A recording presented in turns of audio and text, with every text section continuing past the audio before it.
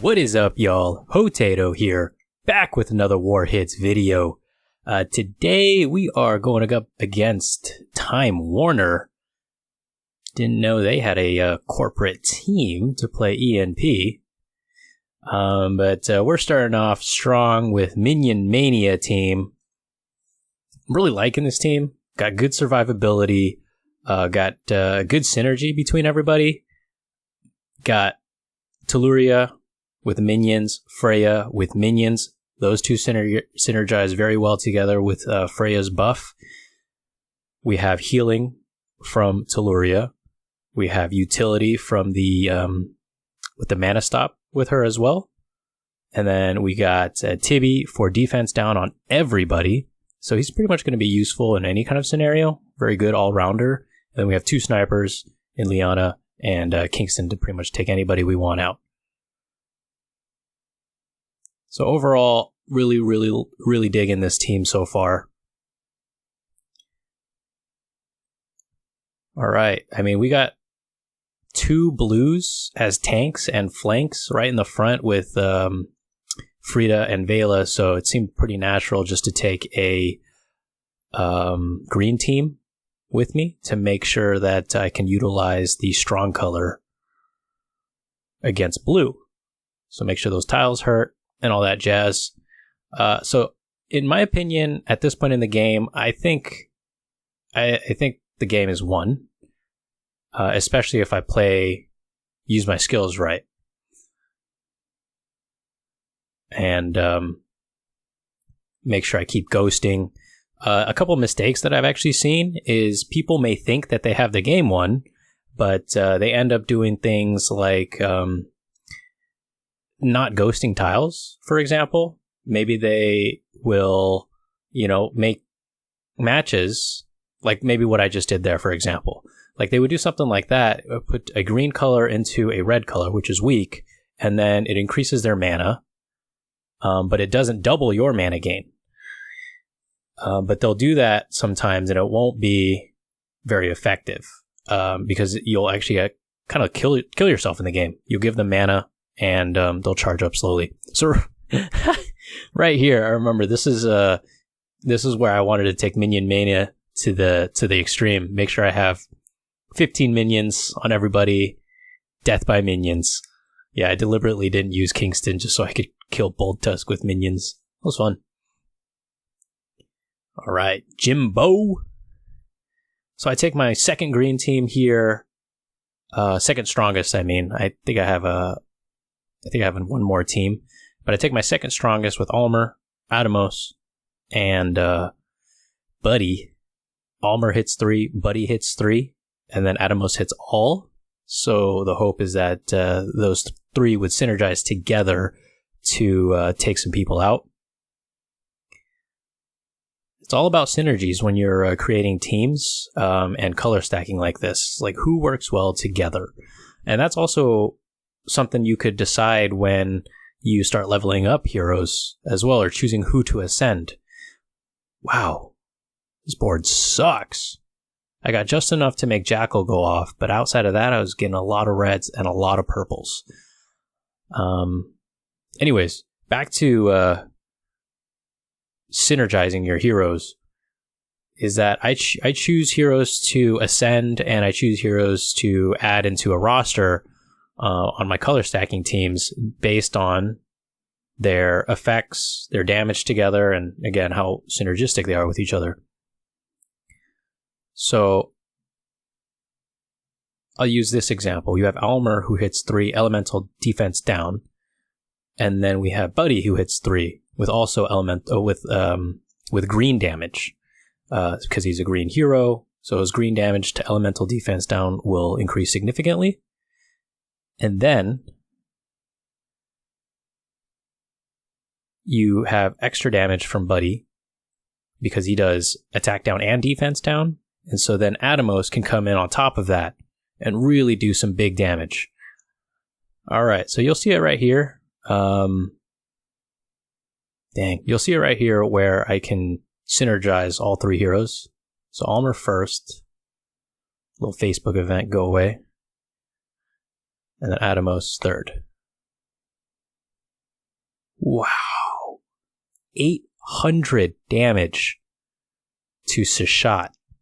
Unfortunately, it doesn't kill her. And I don't think she ever dies. Unfortunately, just because I didn't have the tiles under her to kill her. Probably didn't make good matches. And then she kept regenerating minions. And I will repeat, Sashat on the wing during a field aid war is one of the hardest heroes to kill. It's just not fair.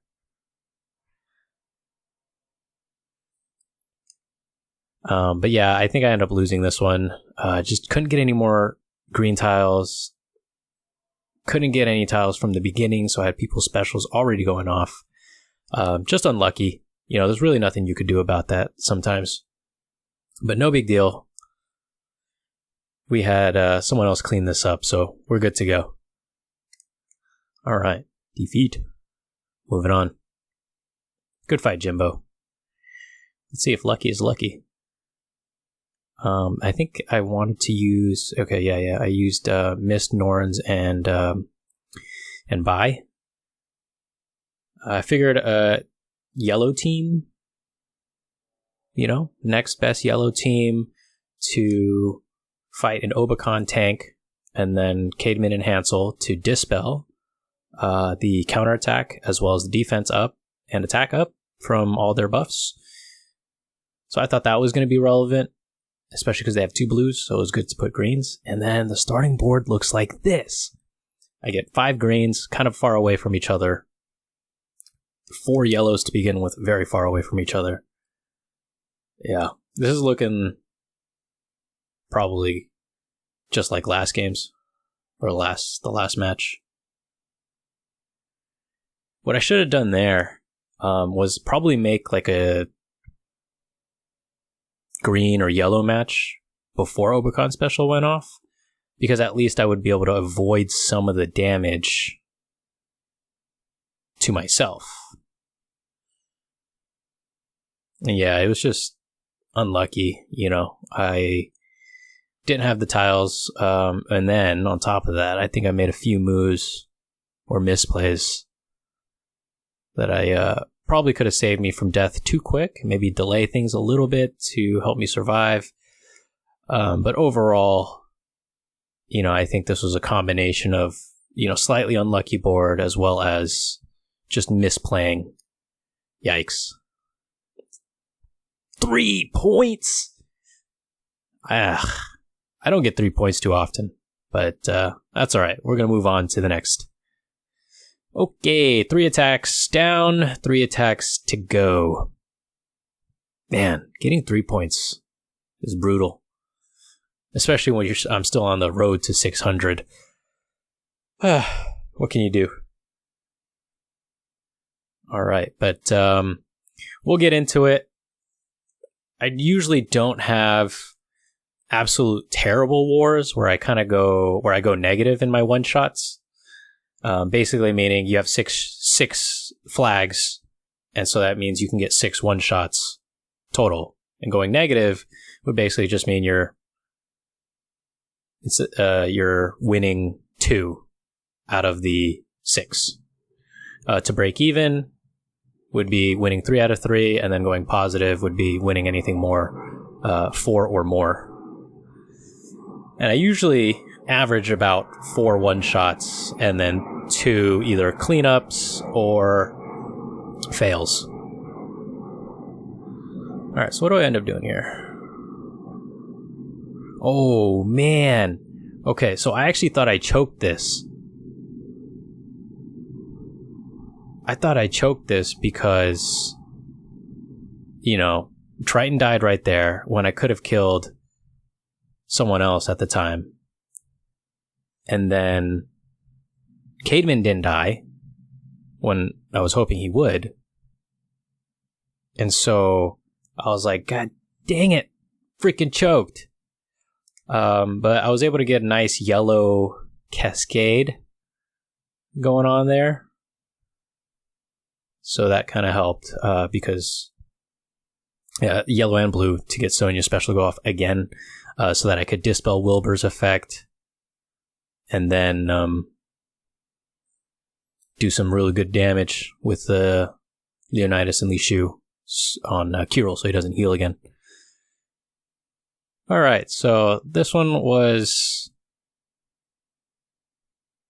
really sketched at the beginning because of that weird decision I made to kill, or to try to go after Cademan first, but tons of blues and tons of yellows came up to save my butt from losing that one.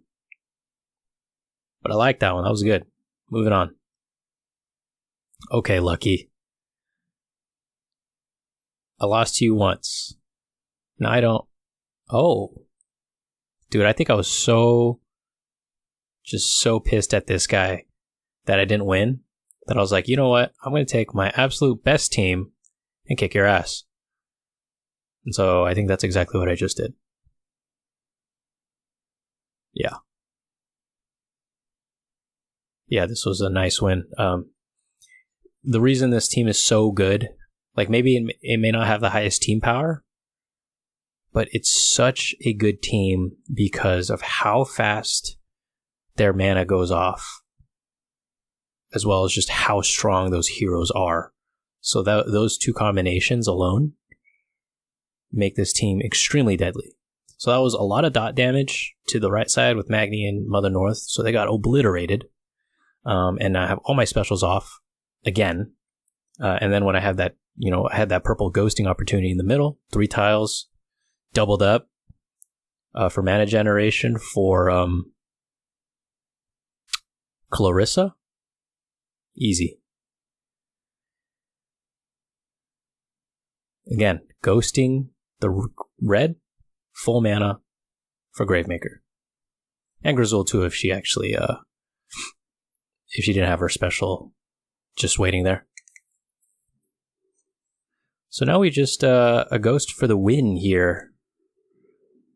Because Chow's going to die the next turn. Oh, actually, no, he's going to die now. Okay. So Chow just died. Dot damage is going to really hurt Kirill right now. And then I'm going to kill him with Marjana. Yeah, screw you, Lucky. Not this time. Dude, I was so not happy. I was like, okay. You earn my respect. I will take my best team. Alright. This one... Oh, this is, going back to my last video. I put Grim first, because he's the weakest, because the system would automatically put your strongest troop first, down with the first hero. There you can see he has a level 16 troop, and then the second, which is Kirill, has a level 6. Yeah, I do that so I don't have to change them at the end, because that's when I will forget, probably. So I make sure to at least to change my heroes in the beginning, to make them right, so that I don't run the risk of forgetting. So Victor, very fast mana hero, goes off in 6 tiles, just like Clarissa. Really, really, really like these fast mana heroes, even if they're not maybe strongest hitting, or they take time, like Gravemaker and Clarissa, they take time to actually do their damage, if it's not instantaneous. But really liking it, because just being able to get your special off alone could be a make or break between whether you win or lose a match.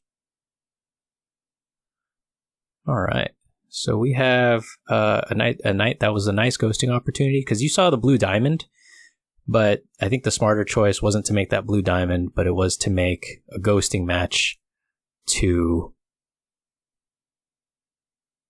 get my specials off, so I can at least kill one of them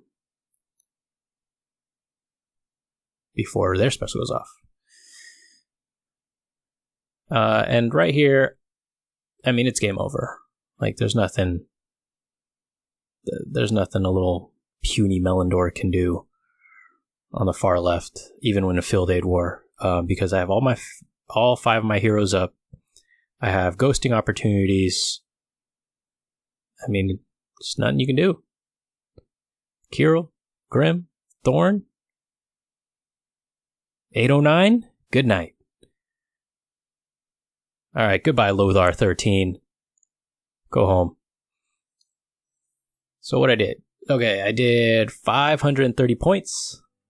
Again, still on the road to 600, but at least I'm still keeping a good average so far. If you liked the video, make sure you like this down below, subscribe, hit the noti bell, and we will catch you on the next one. See ya!